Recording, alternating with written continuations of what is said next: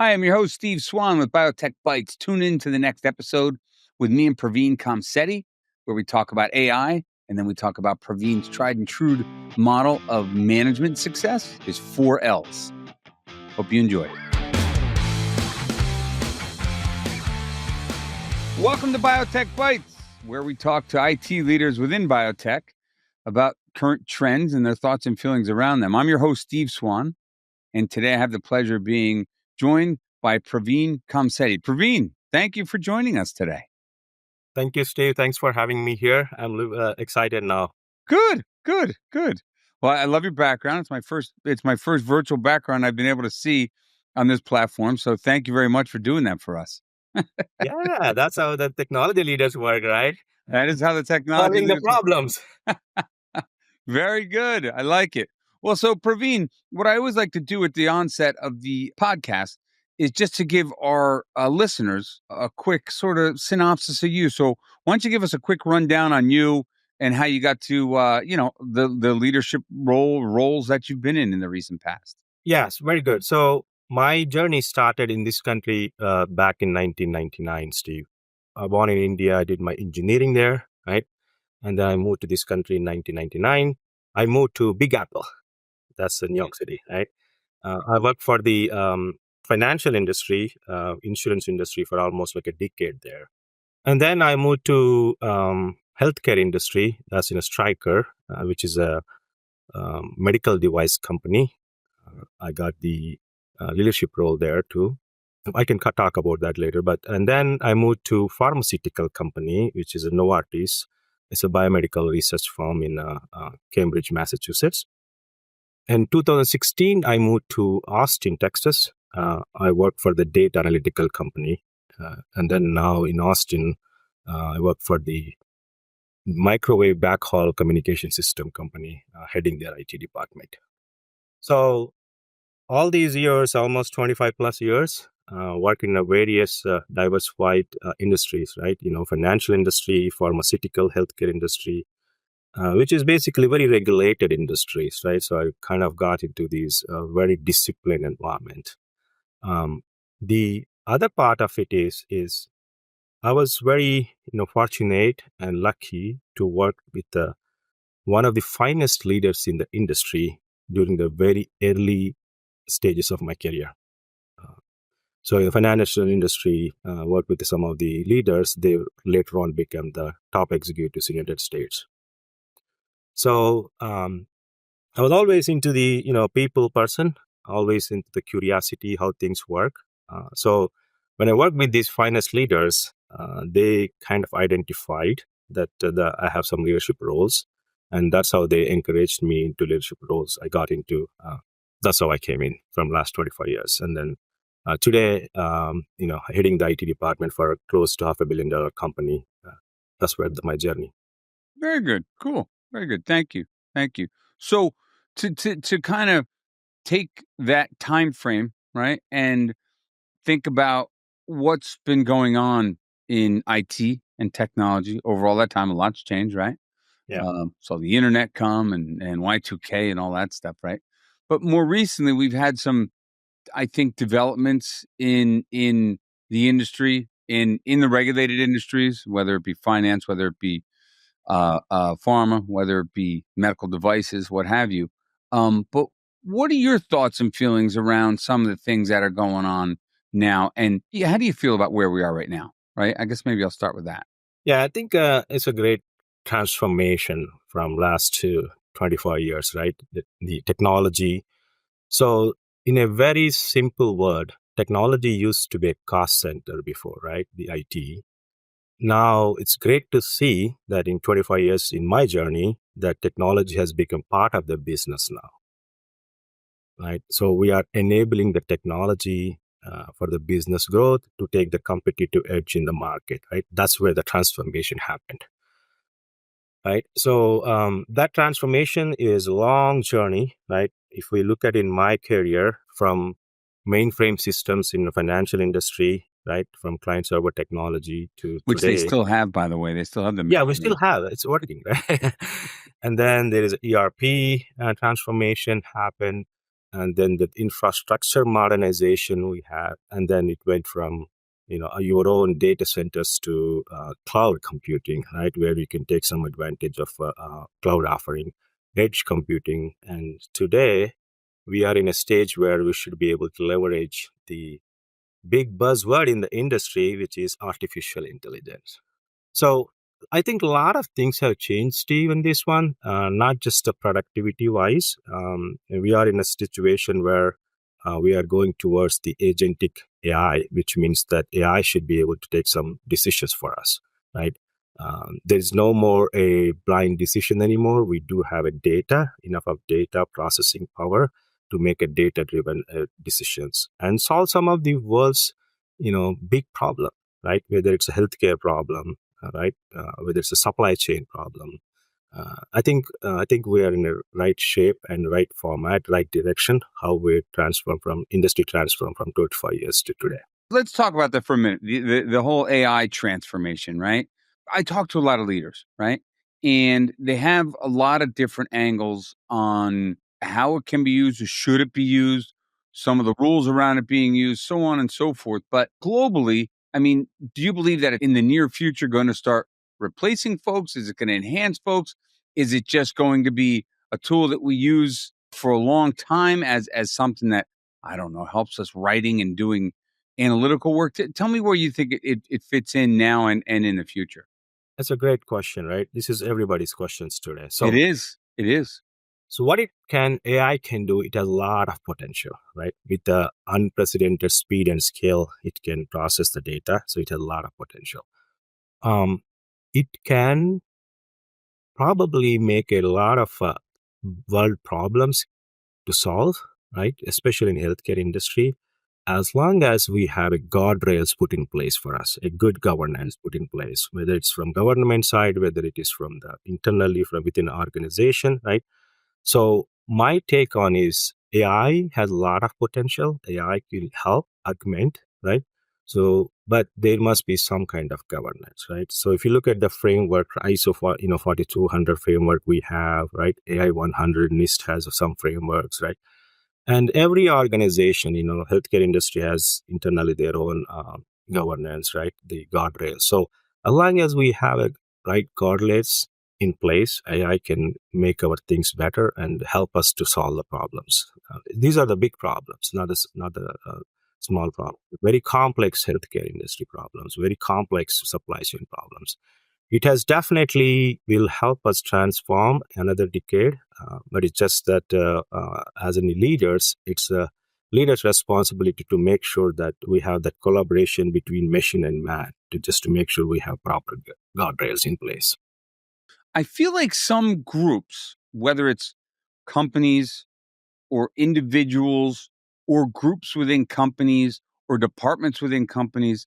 Now, this is Steve Swan talking. I feel like they're out over the front of their skis a little bit, right? On this thing. I think that it feels to me like some are either A, being pushed from the higher levels who think that it can do more than it can, or B, are buying into maybe some sort of hype that might not be there yet, but we'll get there. So some of it to me feels like some folks are just out in front of themselves and were they putting too much emphasis on this? Or are they, I'm not quite sure how to phrase that, but it just feels like some folks are trying to overutilize where it's just not capable yet. I think it's right?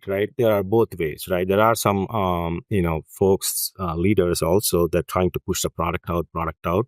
There are some folks who wanted to make sure that when we make a product, make sure that we have a proper ethics and in place for AI, especially in healthcare industry, right? So my take on is when you make a decision with the AI, especially in a financial side of it and in healthcare industry, we should be able to transparently tell how we made the decision and why we made the decision, right? So for me, that transparency builds the trust. That trust is between employees, stakeholders, even more importantly, with your customers. So as long as we have that explainability, in place for AI, I mean, especially in these two industries I am talking about, healthcare and financial industry, because that can make a big difference for the individuals, right? So that's what my take on it. So you have to have some kind of explainability in place, and that's where I call this as HITL, human in the loop, right? So when you make a decision with the AI, somebody has to review it is the right decision or not, and then we should be able to tell that why it is made that decision. Like the AI has a lot of, like I said, it has a lot of potential, but it has some challenges, right? For example, arithmetic bias, right? Whether it is in a hiring process, whether it is in a financial industry where you make, the decisions on loans or credit scores, right? Whether it's in a healthcare industry. So that's where you kind of have that guardrail in place, and at the same time you have that HITL, the human in the loop process. Then you're solving a lot of problems. I think that it's, like you said, human in the loop, right? So, I mean, I think that's great. I love that. I haven't heard that yet. So, with the human in the loop, I mean, I think that what we're doing, in my opinion, based on what I've seen, is where we are, where we should be right now. Where, let's say, Steve Swan got an 8-hour day. He's the human in the loop. He's using AI. He takes AI, and AI's taken 2 hours of his day because it's taken some tasks that are kind of lower level tasks, whether it's reviewing contracts or whatever it is, right? So free Steve up for another 2 hours a day. So his 8-hour day got cut down to 6, but then he can focus on higher level, higher ROI tasks, right? Later on down the road. And I think I feel that that's where we are, as opposed to, like I said, being out over our skis where we're replacing people. Again, maybe someday we'll get to that, but right now I think it's human in the loop. It's helping humans as opposed to replacing them, right? Yeah, I think at the end of the day, Steve, the technology should be betterment of Right. humanity, right? It should help out humans, right? Not replace. I strongly believe that AI will help augment the human force rather than replacing. There may be some situations where probably can be replaced some of the jobs, right? Very regular, some of them. But the plus point there is once you have this upskill people, the resources you have, if you can upskill them, right? And you can definitely augment it rather than replace human. Yeah, just like everything else, right? Yeah, and And just like everything. So the transition has to be happen. The transition is super important. That's why the IT leaders or any business leaders, it's their responsibility. I feel that, that making sure that your teams, right, your organization go through the transition process. And if you have to upskill some people, yes, we should do that. And that will help us. right, right. Yeah, and I've had some leaders talk about, like you talked about, having that human in the loop, and then being able to have a set of rules or understanding how AI made their decision to make it explainable, to make it consistent. And some of the leaders that I talk to say that they being AI should even be included in when the testing and things go on with AI, tested as if almost as well, not almost as if it's an employee, because you're on the hook as if it were an employee. You're responsible, Mr. Leader, for the decisions that AI makes, right? Yeah, You know? it is a super important that leaders should take some responsibility on this one. Otherwise, it can damage the reputation of the organization, right? And individual damage is one that's going to be a reversible damage. Sometimes you can make it, especially in healthcare industry, but even for the organizations, it's a reputation issue. So. Whatever decisions we make, which is good, but making sure that you review that process with your HITL or whatever guardrails you have. So take out that arithmetical bias process from the decision making. Now, to step back a little bit, we all know that, I mean, the old adage, garbage in, garbage out, right? So we all know that it's only as good as the data that we put into it, right? So each organization puts in its own data, right? So it learns from its own data, whether it's images, whether it's resumes, whether it's tabular data, whether it's contracts, whatever it is. So they put all their own data in, which makes each one of them, individuals. But I guess my question to you is, a lot of organizations seem as if, this is going back to my experience and my conversations, a lot of 80% of these projects are failing right now, these AI projects, because I think because data is not ready. Folks aren't, they build the shiny, cool, awesome best thing. They got the Ferrari, but they don't have any gas for the motor, right? Yeah. So what are your thoughts around that? I mean, how have you I don't know, how have you tackled that, or has that been something that you've been able to address, or I don't know, just give me your thoughts Yeah. there. It's a great question. So I actually, a couple of weeks ago, I wrote an article in LinkedIn about it. Oh, really? About Okay. how do we protect these most intelligent systems, right? These AI systems. So if I look at it, Steve, there are at least three different areas we have problems, right? Especially from the data point of view. If you look at the agents, right? The agents where the productivity, right, the efficiency comes. For example, Microsoft Copilot and Gemini from Google, all these agents, they're working very well. People are, everybody are leveraging the technology. It's fantastic, right? They're loving it. Improves your efficiency, your productivity. There's no question. But there are some challenges, like especially the data, right? There is a problem if the sensitive data leakage happens. Right? Like you said, everything comes from the out of the data. And data is a key ingredient component in AI, right? So if there is a problem of sensitive data leakage, that can be personal data, it can be financial data, it can be your intellectually property data, right? So you need to have your secured environment for data leakage, right? Whether it's your technologically or process wise, organizationally. There are a lot of things we can talk about it, but that's one area, sensitive data leakage, right? And there is the biggest problem for the data, which I think it's going to be a problem if we don't address that, is poisoning the model. Today we have a lot of data models, right? Functional data models, right? LLMs, a lot of LLMs. If we have a poisoning of data, right, in whatever way they could, right, then we're making all bad decisions, right? Every decision you make with AI, right? You have to protect that not happening. There is another way is injection attacks, right? I talked about it in my article as well, right? How do people can make giving the prompt injection, different prompts, getting out of the data which you are not supposed to, right? So all these are all telling us that is data is super critical, and not just for making the decision, but even protecting the data and model itself is important. And sometimes there's another attack people probably don't talk about is putting the triggers in the data itself, right? This data is not a poisoning, but there is a trigger, they put it in that. So when you make prompt something, and then it probably gives based on what they put a trigger inside, what the design, right? So there are a lot of data challenges. So as a leader, I think it's super important to make sure that your data is filtered, what right data, and it's not just one time, right? It's ongoing effort. Continuously, you monitor the data, audit your data, right? Use encryption and technologically encryption and whatnot. But in terms of as a leader, I think auditing regularly monitoring your data and keeping the data is probably the biggest challenge going forward. Well, that's one of the big mistakes I see people make, and they don't maybe they don't know they're making it. I got to tell you, and coming from me, I mean, who am I, right? But like you just said, continually monitoring their data. I mean, your data set's a living and breathing thing, right? It's always changing. Like oxygen for you, right? It's like oxygen for you. And if that oxygen has got corrupted, then everything goes wrong. Yeah, because some of the folks think they develop their data, put their data together. If it works, leave it alone.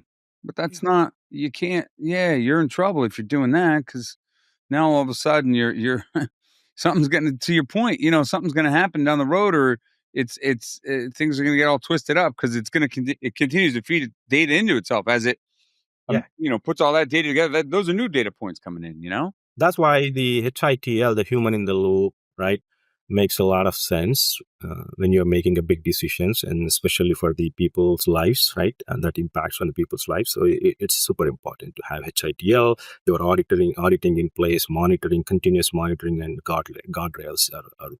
I think that's a key for AI success. Yeah, well, so just as an anecdote, I had one leader come to me, and then and maybe I'll ask you this question. So think about this for a sec. So, I had a leader come to me. He said, "Listen, I got these directors, say, of data science, right? And my data, which is good, but I have these directors and such going in and triaging my data as I need a triage." And I said, "Listen, whatever you're spending on those folks, a lot of money, 200, 250, whatever the number is, that's too much. You don't need that person to triage your data." I said, there's kids that come out of school that are data science majors, and you could probably pay them half that or less than half that. Put them in a 2 or 3 year program or 2 year program where they're doing that for you, and then you know move them into another group or into, but have sort of a, I don't know, make that your minor leagues or something. This is just me, and kind of go. You don't need to spend that kind of horsepower on triaging your data, but you do need to take care of it. You got to babysit it, and somebody at that level would be glad to do that, Yeah. and they can do that, you Yeah. know. What are your thoughts on on something like that? I think it's important, right? It's super important to guard the data, protect the data, right? And then people like, you know, who can continuously monitor if you have that human touch on top of it to making sure that we're making the right decision, protecting our data, filtering the right data problem. I think that's going to help, right? At the end of the day, like I said, AI should help humans, right? It's not to replace the humans, make humans' life better, right? Societal betterment. That's what I call it as. And that's the leader's responsibility, Steve. Absolutely, 100%. Yeah. No, and then, but like I said earlier, I do feel pressure. I do feel it from some of my IT leaders where they're getting pressure from up above. My friends, I heard about it on the golf course. My friends are making a lot of money using AI, or they're replacing a lot of people. And that's not the case. It's just not. A lot of times, AI can do a lot of, it can do wonders as long as cautiously implement it, right? Don't just rush it. There are areas where you can implement it right away, like productivity wise, you can. But when you are making the decisions, that's where, right? If you're writing some, marketing analysis, something that you can, instead of taking 4 hours, it get cut down to an hour. Yeah, that's great, right? If you're reviewing, the workflows, and instead of manual work, make that as automated to, cut it into 1/3 of your time. Great. But when you are making the decision on your, healthcare X-rays or your records, and that's something that we need to be really careful, because one is you need to have a proper data, making sure the data is correct. Second is you make sure that you don't have algorithmic bias included intentionally or unintentionally in your decision, and that's where somebody has to review that. That's called HITL for me. Also, too, remember that, and we all have to get to it, but from an AI perspective, lots of organizations don't even still allow folks to indulge or use it, right? Because they're too scared of Using any data breaches or any technical, whatever it is. But eventually you're going to have to get there. I mean, I've had some leaders say to me, listen, I don't want to do it, but I got to do it because they're going to have a machine over here, right? They're going to be doing, so they're going to use it either way. I think it's a transition, Steve. Every leader, I can tell you that everybody wants to have these, what I mentioned, the guardrails, the governance, right? Yeah. The HIT, every leader wants to do that. Some wants to move a little quicker, some wants to take a little cautious approach. It's because there's a learning curve we are in, the transition curve we are in. I think in couple of years from now, I think people will be sorting out all these data related issues. But again, it's not a one time; it's always continuously monitored. But we are in a better shape in couple of years. People have all these guardrails built in. People realize that the cautious approach of AI is better for the results. Making sure that your data, your intellectual property is protected, right? Your PIA data is protected. But it's just transition. I think that, like any other technology, takes a transition when it comes up, right? Especially things like AI, which can have a lot of potential. So the transition is a little complicated, but I think we'll get there. So you believe in it to the point where let's put guardrails in place. Let's do it at a measured pace, because I have some that don't do it. I have some that say, let's do it and let's just let everybody beat it up and keep beating it up. And that seems maybe a little too much, right?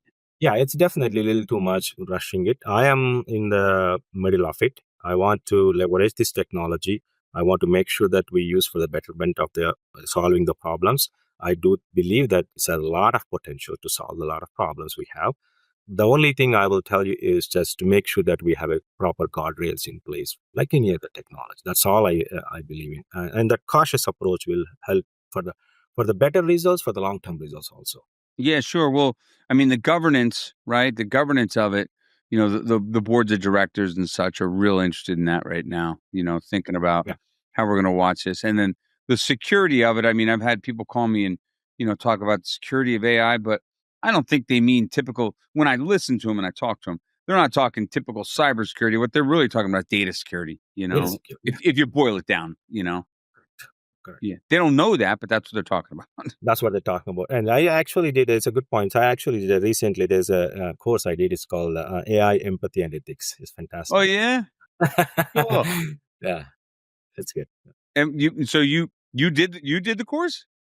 Yeah, I did the course. Yeah, I did the course. There's a course, I think it's from University of Pennsylvania, UPenn. It's Okay. called Empathy. Yeah. And are there any links to that? Can our listeners find that anywhere? Can they see it anywhere? Is there a YouTube? I don't know. Yeah, I can send it to you. I don't know if they're offering now, but I can send it to you. Yeah, send me something and I'll attach the link to this. I mean, why not, right? Absolutely. Yeah. It's great stuff. Yeah. Yeah. It's, I mean, the more I don't know. And if someone doesn't want to read it, they don't have to read it, right? But if they want to, at least we can, yeah, quench their thirst, right? So right. I'm a big believer in empathy. If you look at my LinkedIn or my leadership style is, I created a 4L leadership framework. Yeah, I call it as 4L leadership framework, which I practice and demonstrate every time, right? So the 4Ls is L, lead with empathy, lead for business results, lead by example, lead with emotional intelligence. So this is a framework. I've been, practicing this for almost like 2 decades now. Fantastic results for, bigger goals, for long-term results, not just for me as a leader, even for the team, even for the business. It transforms you for achieving the bigger goals.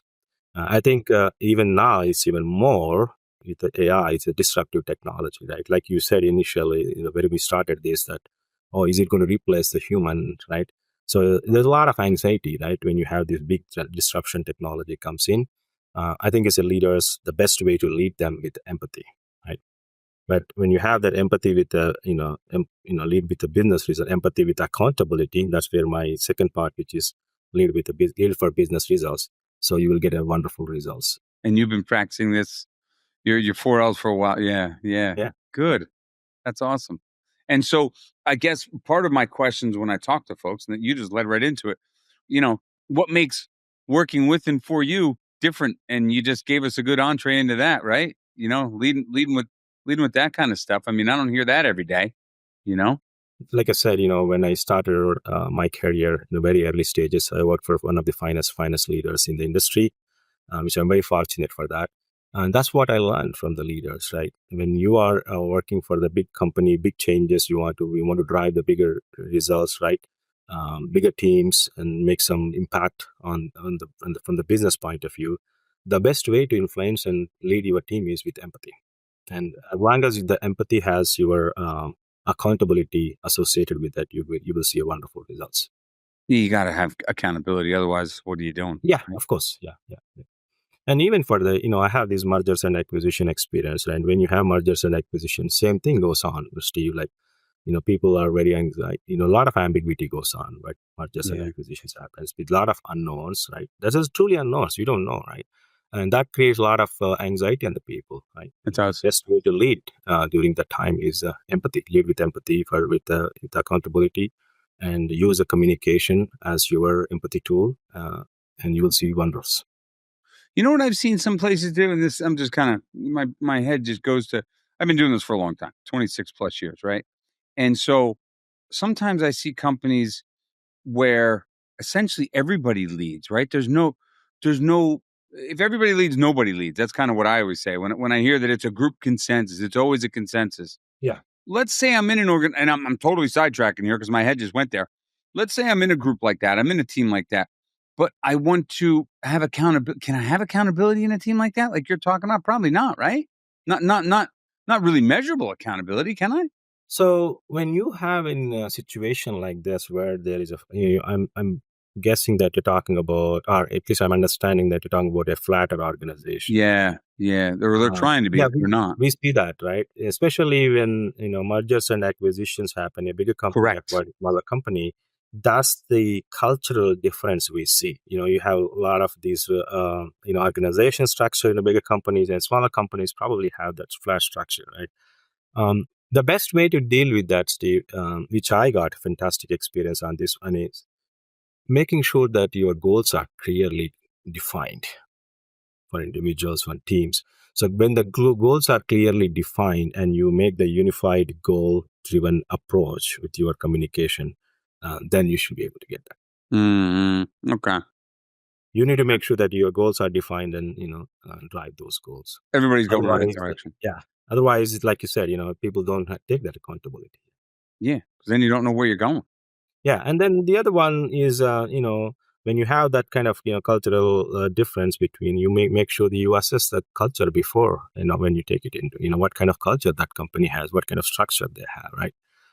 The values, the working style. So once you have that in place, once you understand it, then put a proper goal and making sure that you have a norms for your team altogether, and then you should be able to drive that change. That's a big, it's a challenge, especially when you have that different culture. Right? Yeah.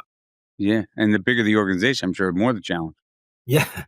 absolutely. Yeah. So, well, great. So now I always have one question that I usually ask folks right near the end. It's the same question for everybody. So if you watched any of my podcasts all the way through, you'll know what that is. But before I get to that, what other trends or things do you think we should be thinking about within technology to our industries here? Any other trends, any other things we should, in your opinion, that you want to chat about here today? I think technologies will come, but I think AI has probably just started doing it. AI will have a lot of things, right? Today, majority of the applications or majority of the usage of AI technology is just very early stages of the productivity efficiency side of it. We're still not there yet. Agentic AI, where AI itself is making the decisions. I think that's going to be a big trend in probably next 2 to 5 years. Yeah, they're trying to get to that. Yeah, I know a lot of times we hear people talking about AI is writing the code, which is all right, but I don't think that's in mainstream yet. It's in for technology companies, but if you look at supply chain companies and traditional areas, we still have a lot. There's not Those are not early adapters yet. They're taking cautious approach. So, but there's a lot of potential for AI to make think about it. If you can optimize supply chain, that will drive down your costs, right? Your efficiency will go up. So supply chain optimization will be a big one when you going forward with the agentic AI. Uh, yeah, and probably the other areas is maybe we should be looking into AI not just for the bigger organization, but even for the edge computing. People can do something today it's super expensive to build your own infrastructure, right? So if you can bring down that GPUs and all that to the lower level where individual can have, that probably is going to take 5-10 years going forward, but I think it's going to come. Yeah. Yeah. Well, I mean, all the companies that utilize all those things, the infrastructure, for example, right? I mean, they're not technology companies. They're transportation companies or logistics companies or pharmaceutical companies or whatever it is, so they don't need to be doing all that, right? Yeah.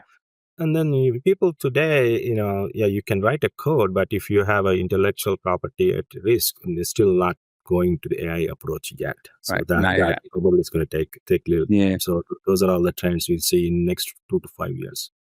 I had an instance with one of my interviews with one of my CIOs where he told a story about messing around in the early days. This was about a year and a half ago with ChatGPT, and he was playing and doing his thing. Up popped the intellectual properties, the basically the formulas for a competitive pharmaceutical company, one of their competitors, and their formulas and stuff. I mean, we're talking their proprietary data. And That's a different property data, right? It's not just if you look at that into monetize that, it's like billions of dollars or trillions of dollars. yeah, he took a screenshot, a couple screenshots, got it off to the CIO and said, I think you got a little issue here, and they tackled it, they got rid of it, but still, that's everybody's nightmare right there, right? Yeah, that's everybody's nightmare. But like I said, I think we're transitioning to that area. Once we have those guardrails, the security, data cleaning, everything is in place, that trend will come into the picture where people can take, a decision saying, hey, we should be able to safely go ahead and implement some of the AI technologies safely, right? Without any compromise of the intellectual property without any data sensitive data leakage. So that's where the bigger advantage of the technology. Yeah, yeah, absolutely, absolutely. So, all right, I got one final question for you. All right, Hmm. it's more of a personal kind of question. So, this Yeah, I ask it of everybody. So, I like music. I like going to see live music. I like going to see concerts and things like that. Right. So, what I ask folks is, I say, hey, listen, I like going to see music and different concerts and things. So, I ask folks, if they go and see live music, or if they have at any point in their life, would they say that there's any musical act or any concert that they've ever been to that would be the favorite one that they've ever attended, that they would ever say, you know what? Back when I was 15, it was this. One person gave me that. They were one guy who was a CIO of a place said, when I was 15, I saw this band. Or someone else was like, a bunch of guys here in New Jersey, like, Bruce Springsteen. You know what I mean? So, um, is there any musical band, act, concert, anything that you could say, you know what, Steve? That was my number one, and I liked that one. And it was at whatever age. I don't have much of the music side of Not a it. music guy. I love the Bollywood music. Okay. I'm pretty old romantic songs. I love it, right? And that's not a big band. But I love the sports, right? If I want to go and watch the Super Bowl one day live. So Ah, yeah, yeah, that'd be fun. That's crazy. I don't know. I'm okay with crowds, so some of these concerts get crowded, but with a Super Bowl or something, whew, I don't know. But yeah, it's a yeah, lot. It's a yeah, lot, you know? Some of them get a little nutty. I see some of those things on TV where over in Europe with their soccer games, those are fans. Holy smokes. yeah. I mean, we don't get it to that extent, I don't think, here, but Yeah, I think it's again the same thing, like cultural thing, right? Each Europe has a soccer, we have NFL and all kinds of sports. India has cricket and cricket's awesome. I like watching because I like baseball, right? So yeah, it reminds me of it. And when like if I'm at friend's house, like and I'm watching stuff over a series of 2 weekends or something, right? yeah, I'll forget if I watch it again in 6 months. I'll just forget. Like okay, let me wrap my head back around the game. You know what I mean? But it's cool. It's fun to watch. It's like baseball, right? It's got the mental component to it. You got to be a true athlete to be able to play it because you can't. A lot of that stuff you can't train for. You can't train for the hand-eye coordination. Some yeah. things are innate, right? So I pretty. love sports. I love the sport. I love baseball too. I am a big Yankees fan. When I was in New York City, went for a couple of games there too, Were you? Yeah. and then Giants fan for NFL, and I'm big fan of sports. So Giants hurts now. I know. That's that's true dedication right there. Yeah, So cool. I was there when Eli Manning won the championship, right? You were there. You were at. Yeah. Yeah, not there, but in New Oh, York okay. City. You were a fan. Yeah. Okay. Got it. But- So we moved to Austin in 2016, right? So that happened, I think, 2008 or 9 at that area, Yeah. right? Yeah. Yeah. So we were in New Jersey, New York, right? Yeah. How do you like Austin? You like it? Yeah, I like Austin. Austin is nice. It's just It is. yeah. I'm big into the exploring the things. Like I said, I always have a curiosity to learn new things, new places, new technology.